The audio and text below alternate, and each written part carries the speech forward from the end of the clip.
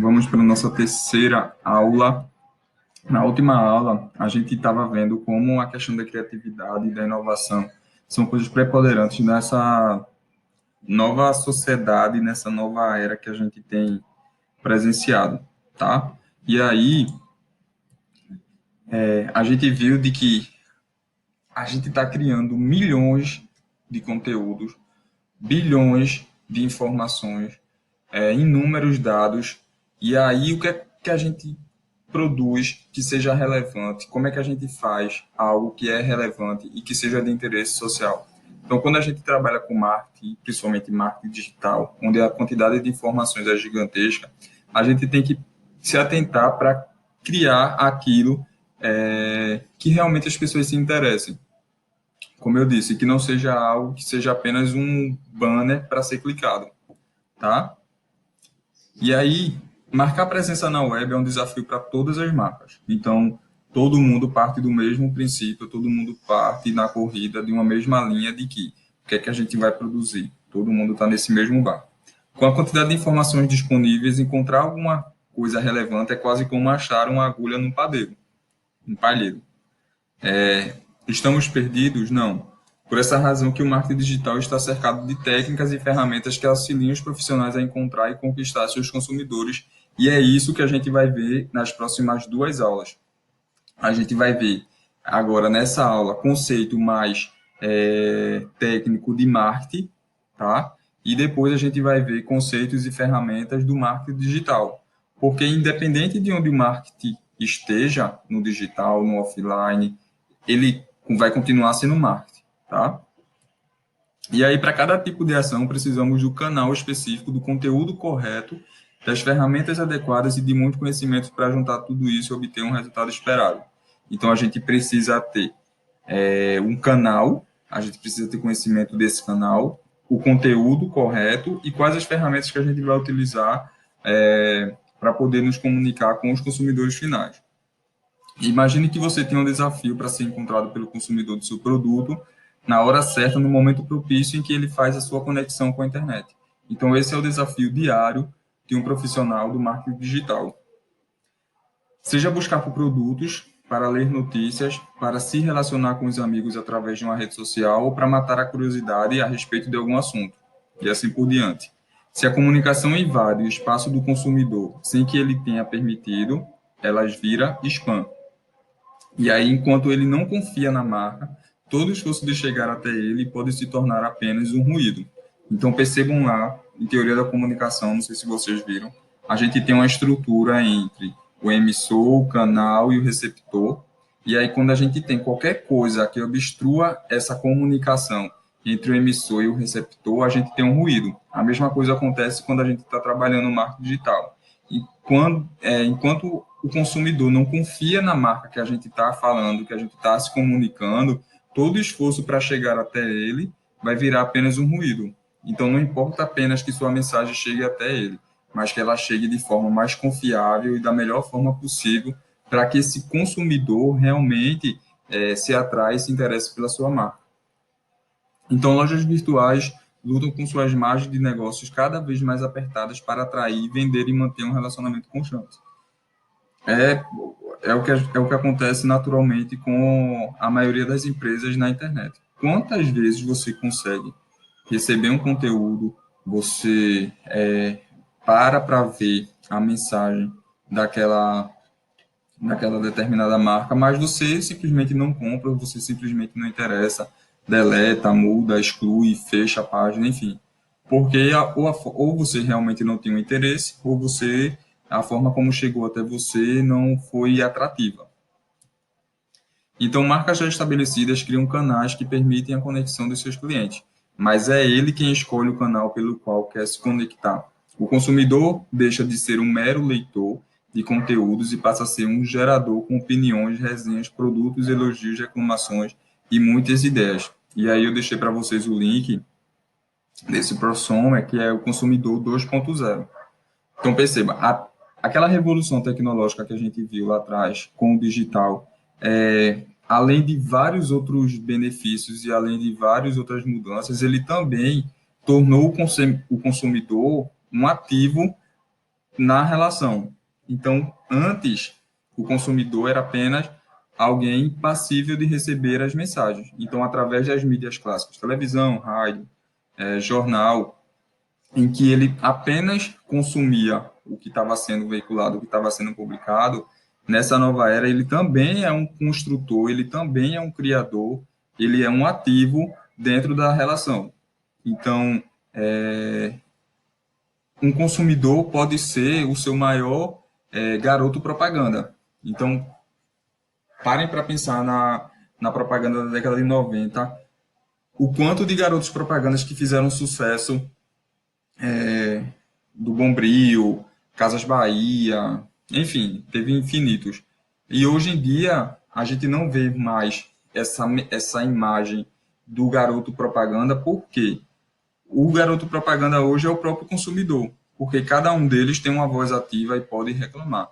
Por isso que a maioria das empresas, quase todas elas, tem uma preocupação imensa com aquilo que está sendo publicado nas redes sociais e aquilo que está sendo o que você está falando delas. Então, já aconteceu comigo inúmeras vezes. Reclamar pelo saque não tem tanta eficiência como reclamar pelo Twitter.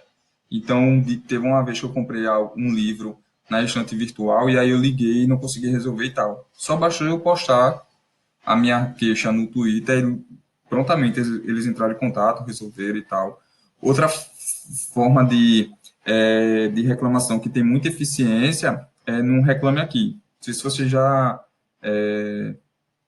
utilizaram dessa plataforma.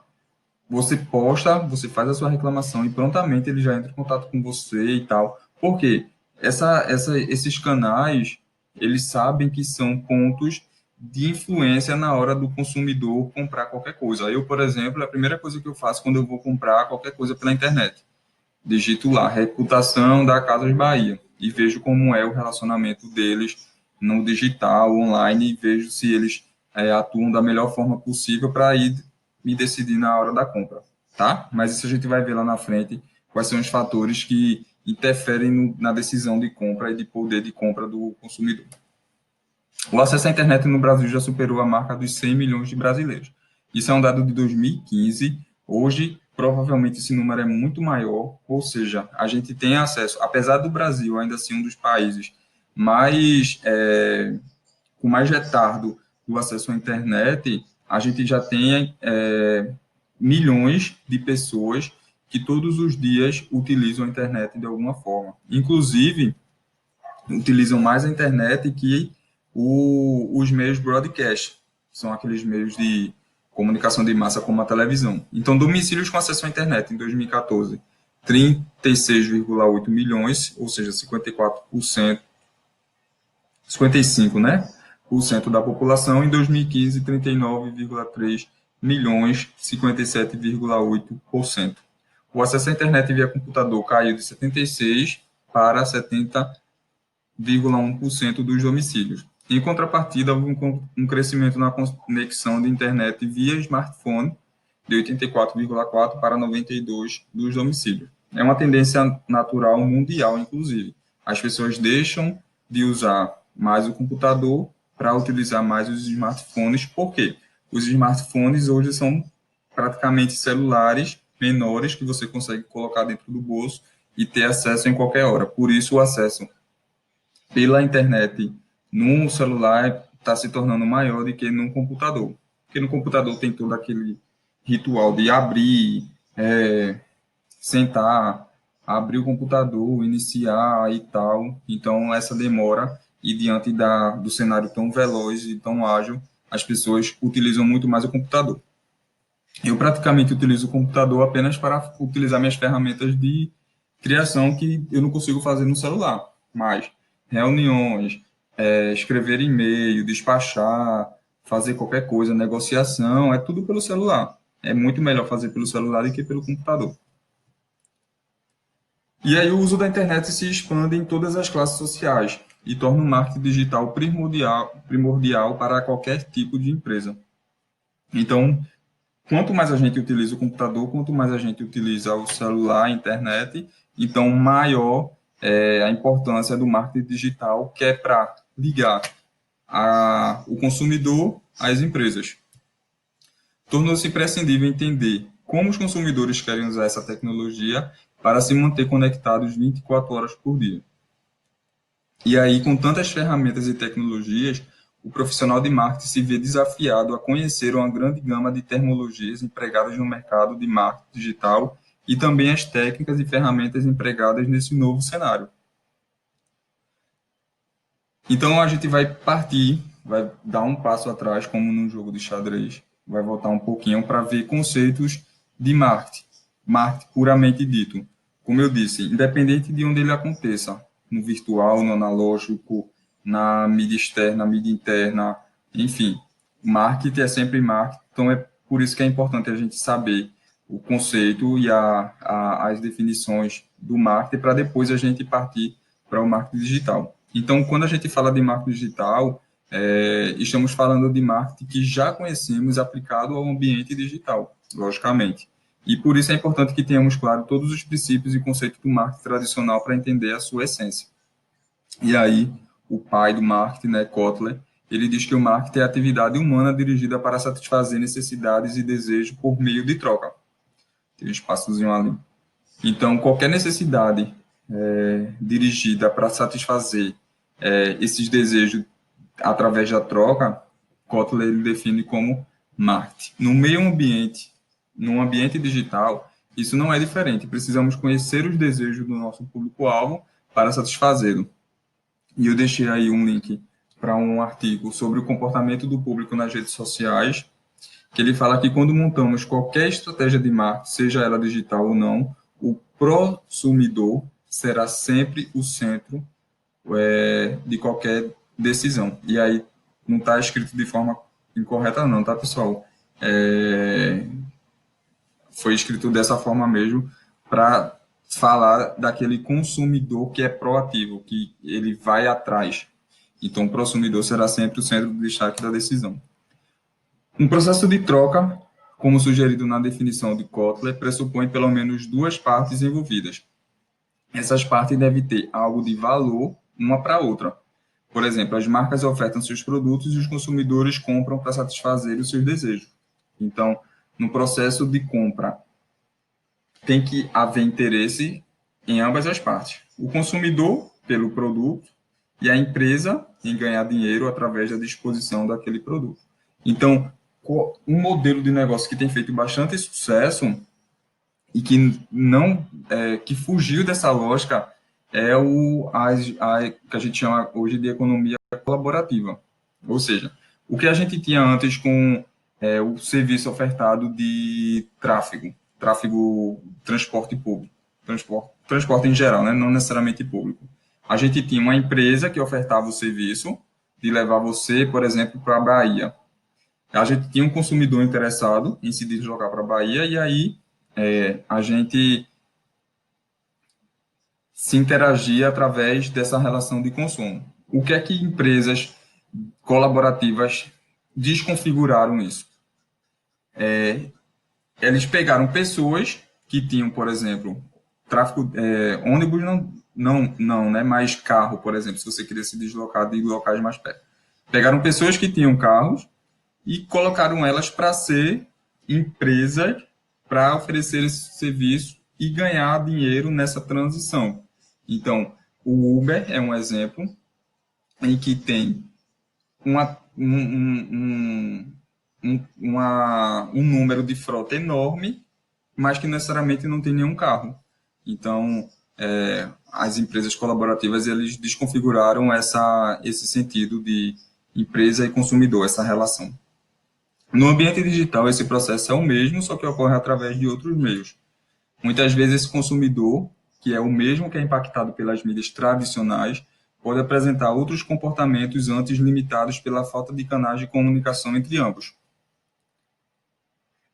Assim como o consumidor libera informações que podem ser monitoradas e categorizadas, as marcas são encontradas e solucionadas através de critérios que sofrem influência desse meio ambiente, desse novo ambiente. Logo, para planejar o marketing digital, passaremos por etapas comuns ao planejamento do marketing tradicional e por outras relacionadas com esse novo ambiente. E aí a gente tem aqueles princípios de marketing que eu acho que vocês já viram, mas que a gente vai rever aqui de forma bem simples, só para poder refrescar na cabeça, que é um conceito importante do marketing tradicional para ser utilizado, é o que define o composto de marketing, formado pelos 4 famosos P's, que é produto, preço, praça e promoção. Cada parte desse composto forma uma equação que ajuda no planejamento. Lembro que na aula passada a gente viu o processo, como o processo é importante. Então, imagine, a gente tem um cenário caótico, confuso e desafiador. Então, se não existir um processo para tentar resolver essa ligação, essa comunicação entre o consumidor final e a empresa, a gente vai fazer aqueles bolos lá que eu coloquei como exemplo, da mini torta e tal. Então, para a gente ter eficiência na comunicação, a gente precisa participar, a gente precisa fazer parte desse processo. E um desses processos é o do composto de marketing, que é os 4 P's: produto, preço, promoção e praça. E aí, produto é o que será oferecido pelas empresas no processo de troca para satisfazer o consumidor. Preço é o fator que estabelece as condições em que essa troca vai ocorrer. Praça, diz respeito ao local da troca. E promoção, forma como o produto será comunicado para estimular essa troca. Tá? A definição desse mix de marketing no ambiente será auxiliada por ferramentas que ajudam a entender como deve ser esse produto para atender os anseios do consumidor, que preço é a melhor para fazer a oferta, em que o lugar é de que forma o cliente vai encontrar comodidade para efetuar sua compra e como e onde tudo isso será comunicado. E aí a gente é importante fazer a análise do ambiente. Na análise do ambiente, sempre que vamos efetuar um planejamento, devemos pensar em 2 coisas muito importantes, tá? Primeiro, qual é a melhor estratégia e segundo, como vamos executá-la. Para isso, o primeiro passo é entender o ambiente em que o processo de troca vai acontecer. No macroambiente, temos primeiro que entender o macroambiente, ou seja, aquele que nos oferece, que nos fornece todas as variáveis que podem, de alguma forma, impactar nossas decisões, como, por exemplo, políticas econômicas e ambiente demográfico, as tecnologias disponíveis e o ambiente cultural e assim por diante. Então, a análise macroambiente é toda análise que foge, que vai além das estruturas físicas e além das estruturas sociais da empresa. Então, é tudo que está ao redor, demográfico, tecnológico, ambiente cultural, é uma análise macro, ou seja, que vai além das configurações e da demarcação de território da empresa. Na análise macroambiente, precisamos entender o microambiente, que se refere ao mercado no qual o produto ou serviço está inserido e quem são, desculpa pessoal, e quem são e como atuam seus concorrentes. Deixei esse livro, esse link para vocês, que é Netnografia, o estudo da influência do consumidor 2.0, que ele fala que as informações para entender o macro e o microambiente podem, em parte, ser obtidas através de ferramentas de monitoramento na web e por estudo netnográfico, ou seja, o ser humano, netnografia, a net está aí de humano, através do estudo do humano dentro desse ambiente. E aí a gente tem a famosa análise SWOT, que é uma análise micro e macroambiental, ou seja, a gente tem forças e oportunidades, forças e fraquezas, oportunidades e ameaças, em que forças e fraqueza é uma análise micro, ou seja, dentro da nossa empresa, e oportunidades e ameaças é uma análise macro, ou seja, que estão além das estruturas das empresas. Munido dessas informações, vamos usar outra ferramenta que ajuda a visualizar esse cenário, que é justamente essa matriz SWOT. Essa matriz vai organizar as informações em 4 quadrantes que são: ambiente interno, forças, fraquezas. Na força, olhando para o ambiente interno, ou seja, para a empresa separar esse quadrante, tudo que representa as forças que o produto ou serviço possui. E as fraquezas, que também olhando para o ambiente interno, separar nesse quadrante todas as fraquezas que o produto ou serviço possui. Já na segunda parte do quadrante, que é oportunidades e ameaças, é uma análise olhando para o ambiente externo, ou seja, para aquilo que está além da empresa. Com base na análise oportunidades, tá? Com base na análise do ambiente, colocar nesse quadrante todas as oportunidades existentes no mercado analisado e ameaças, também com base na análise do ambiente, colocar nesse quadrante todas as possíveis ameaças do produto ou serviço. Na matriz SWOT vai ajudar a clarear como devemos comunicar o produto para o nosso consumidor proativo.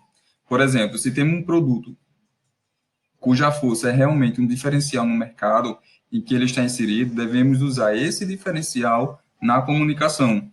Já se encontramos oportunidades no ambiente analisado para inserir nosso produto ou serviço, também devemos, de alguma forma, reforçar a comunicação para que o consumidor reconheça o valor no processo dessa troca. Ameaças e fraquezas devem ser corrigidas quando possível. Digamos que um produto está ameaçado pela alta do dólar e que não vale a pena no momento incentivar a sua venda. Então, tem que se atentar e ver dentro dessa análise macro, né, além se como é que a gente vai comunicar e como é que a gente vai de alguma forma parar as arestas para que o produto não sofra de alguma forma com essas ameaças ou com essas fraquezas. Já o esforço do marketing pode momentaneamente ser direcionado para outro produto. Ou, se vemos que um serviço está com problema, devemos imediatamente corrigi-lo ou minimizá-lo. A análise do ambiente e matriz de confrontação. A partir da matriz SWOT, criamos a matriz de confrontação, que vai organizar as estratégias para cada um dos pontos analisados. A agressiva deve ser usada quando o produto ou serviço tem força e existe uma oportunidade de mercado para ele. Se duas coisas se cruzam, é hora de montar uma estratégia agressiva de divulgação do produto ou do serviço. Ajustes. Ocorre quando os pontos fortes de um produto ou serviço se deparam com ameaça de mercado, sendo hora de pensar em proteção e recuperar forças. A defensiva, que se aplica quando existe uma oportunidade clara no mercado, mas o produto ou serviço não tem força suficiente para explorá-la, sendo necessário criar condições que permitam fortalecê-lo. Isso pode passar por contratar novos talentos, modificar o produto, fazer ajustes em preços e margens e olhar atentamente para a concorrência. Sobrevivência é usada no pior dos cenários quando o produto ou serviço está ameaçado por fatores externos e não possui nenhum tipo de ponto forte capaz de garantir sua sobrevivência. Essa é a hora de pensar quais as armas eficazes podem ser criadas para reverter essa situação. Essa análise vai ajudar a indicar onde concentrar esforços e como usar os orçamentos disponíveis para gerar o melhor resultado. Uma boa estratégia de marketing, pessoal, seja tradicional ou digital, precisa considerar todos esses pontos. Então, por isso, a análise, ou seja, quando a gente faz uma análise, a gente está dissecando, a gente está esmiuçando, analisando, vendo cada ponto do assunto que a gente está interessado. Então, por isso que é importante, que é para a gente poder ver não só os pontos, forças, fraquezas, oportunidades, ameaças, mas o choque, o encontro desses encontros, desses pontos. O que pode mudar no âmbito digital é o uso de ferramentas específicas que ajudam a obter informações de forma contínua e também o uso de novas plataformas para a divulgação de produtos e serviços que podem ser ajustadas a qualquer momento. Percebam, o marketing ele é o mesmo no digital, no offline, mas o que diferencia é como a gente vai trabalhar.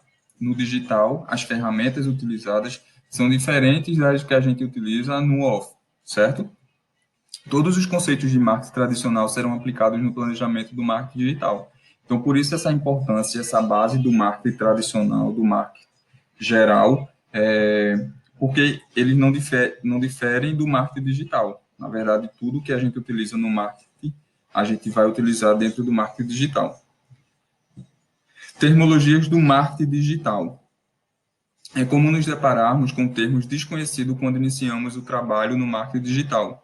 Com a quantidade de tecnologia e recursos. Deixa eu ver aqui. Pronto. Turma, para a nossa aula não se estender, a gente vai deixar essa segunda parte, que são as terminologias do marketing digital, para a aula seguinte. Fechado? Então, a gente se vê na aula número 4 para a gente encerrar essa parte da parte mais teórica do marketing e depois a gente começa a ver ferramentas e métricas para mensurar e para analisar dentro desse ambiente que a gente está vendo que é tão caótico e tão difícil. Beleza? Tchau, turma. A gente se vê na próxima aula.